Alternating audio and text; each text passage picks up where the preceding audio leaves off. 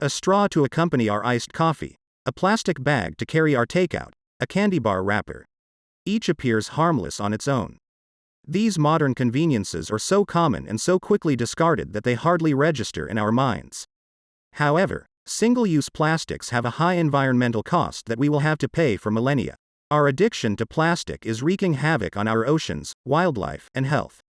As concern grows about the issue of single-use plastic worldwide, Dubai has begun charging a 25 fils, 6 US cents fee for each single-use plastic bag. This is a substantial part of the UAE's plan to gradually phase out the use of some single-use plastic products by 2024. Additionally, the authorities in Dubai have clarified that the 25 fils, 7 cents, charge for single-use bags will not be limited to just plastic bags. The mandatory tariff is now applied to all single-use bags with each bag measuring less than 57 micrometers in thickness. The fee covers bags made of plastic, paper, biodegradable plastic and plant-based biodegradable material beginning July 1, according to Dubai Municipality. The charge is compulsory for all shops that provide single-use bags for carrying goods, such as retail stores, restaurants, pharmacies, e-commerce services, and delivery services, until a complete ban takes effect in 2 years. It should be noted that alternatives often have a larger environmental footprint than plastic bags, although they are easier to manage at the disposal stage and cause less environmental and health damage, provided they are used properly, the Dubai municipality said. For example, the production of paper bags is also harmful to the environment and leads to the cutting of a large number of trees and consumes great resources and energy, and therefore its use also requires paying the imposed fees. Single-use plastic bags have a lower environmental footprint than paper bags in the manufacturing stage, but their damages lie in the disposal stage. We need to use paper bags at least 3 to 7 times to have a lower environmental impact than non-recyclable plastic bags. There will be no limit on the number of bags sold to customers at checkout, but employees will be trained to rationalize the use of carrier bags when packing and delivering purchases, according to officials. Dubai suggests that private sector retailers donate the funds to support sustainable initiatives, either through the company or through local environmental and community organizations. Shoppers can choose from thicker traditional-looking plastic bags that can be reused 4 to 10 times and are recyclable, paper bags, and sturdy, bag for life, type reusable JUCO and woven alternatives. However, some outlets, such as Spinneys and Carrefour, have gone out of the way and removed thicker traditional type reusable plastic bags altogether, offering either paper or bag for life alternatives only. Costs start at 50 fils, 13 cents, rising to about DH12, $3.26, for large, hard-wearing JUCO bags, which are made of cotton and jute. She said adding a tariff is a sure step to changing mindsets. I see the city splashing the need to reduce plastic consumption. So this is a great step. Indian student Siddharth Om, 9, a grade 4 student at a private school in Dubai, says. For the last 3 years we are carrying our own jute bag for shopping and have refrained from using plastic bags. We use petroleum to make plastic and burning that produces a lot of carbon dioxide. The carbon dioxide in the atmosphere traps heat and that results in global warming. So, this is a good step. The more countries adopt this, the more plastic-free we will be. It will just leave our Earth a better place to live in. Several of the country's largest retailers said customers were ready to embrace the move, which had been proven to be highly effective in Europe and Africa. Even a small fee of 25 fils equivalent to 5 pence in the UK is expected to be highly effective. People are so accustomed to receiving these bags for free that it is more of a convenience issue than anything else. We will encourage people to bring in their used single-use plastic bags to be recycled.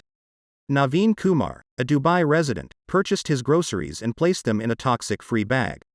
He paid 25 fils for it, but promised to change his shopping habits to include a reusable jute bag. I care for the earth. The government's decision to charge 25 fils per bag set me thinking on why this was done in the first place. When I understood the concept, I was baffled to see how much plastic consumption happens worldwide and the negative effect it has on our environment. Going forward, I will not use these plastic bags anymore. Sophie Corcutt, sustainability manager for Spinneys and Waitrose, said the public would soon get used to the new rules. Other countries with lower income per capita have successfully banned single-use plastic bags, said Ms. Corcutt. People have been so used to getting these bags for free that it's more of a convenience issue than anything else. That might be where the change is a little uncomfortable for some, as the focus in the UAE has understandably often been on providing a great customer experience. Who has jumped on the bandwagon? Kenya banned plastic bags in 2017 to address the country's problem of severe flooding caused by plastic bags clogging waterways and drainage systems. Plastic bag manufacturing and distribution are illegal in the country, and violators face a 4-year prison sentence or a $40,000 fine. Thailand banned the sale of plastic bags in all supermarkets and stores beginning in 2020.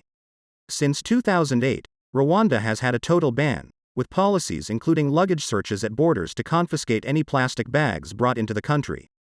Tariffs on the use of such bags are also in place in more than 30 countries around the world, with more than 90 countries enforcing total or partial bans. Globally, nearly 300 million tons of plastic pollution are produced each year, according to UN Environment Programme data. Only 9% of all plastic waste is recycled, with the remainder ending up in dumps, landfills, and other natural environments.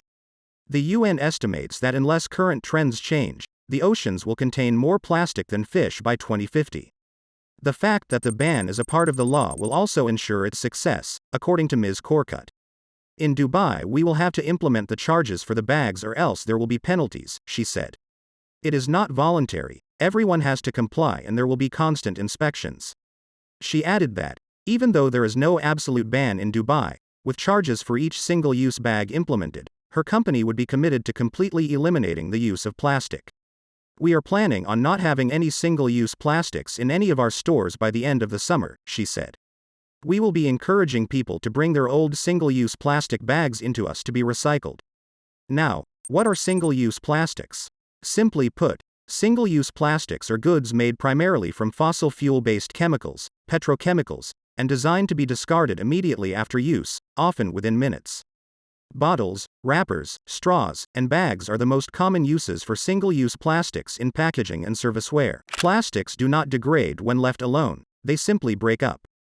Sun and heat gradually break down plastics into smaller and smaller pieces, eventually resulting in microplastics.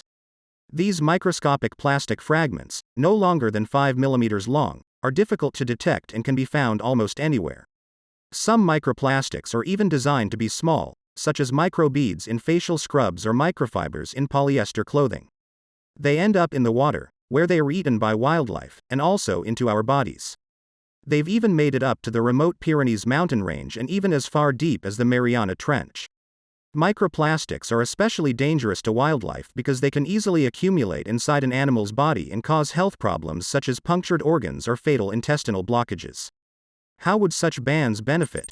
Every year, they keep millions of tons of plastic out of the waste stream. And when it comes to waste that will last indefinitely, every ton counts. Every year, residents in New York use 23 billion plastic bags. Banning single-use plastic not only reduces pollution, but it also reduces demand for plastic production, which contributes to global climate change. However, the bans have cultural consequences in addition to these effects. Companies are being forced to innovate, rethinking their designs and sourcing environmentally friendly materials. They also help to shift consumer mindsets as people realize that excessive and avoidable waste is not sustainable. Researchers from the University of Georgia estimated in 2015 that between 4.8 million and 12.7 million metric tons of plastic enter the oceans each year through people living within 30 miles of a coast. The majority of this pollution, dominated by single-use plastic waste, originates in countries with inadequate waste management infrastructure, particularly in Asia. India, for example, generates 25,940 tons of plastic waste per day but only collects 60% of it. It's also worth noting that waste management is only one component of the global materials cycle. For example, much of the plastic produced in Asian countries is for products that are in high demand in the United States, and the United States frequently sends plastic waste back to these countries for recycling. An albatross with a plastic belly was discovered dead on Midway Atoll Forest. Kim Starr, courtesy of Flickr. Marine animals are the most vulnerable to trash entering their habitats. Plastic debris was discovered in the stomachs of beached whales. Furthermore, recent studies discovered plastic in the guts of 90% of the seabirds tested and 100% of the turtles. Alarmingly, scientists predict that by 2050, there will be more plastic in the ocean than fish. Plastic not only kills millions of marine animals and birds each year, but it also contaminates seafood that humans have relied on for millennia, especially with microplastics in animals' guts. Human activities have caused extreme harm to nature. And, like they say, as you sow, so shall you reap. When plastic and other contaminants are consumed by animals, they in turn multiply by thousands when they reach the organisms on the higher level of the food chain, which includes us humans as well.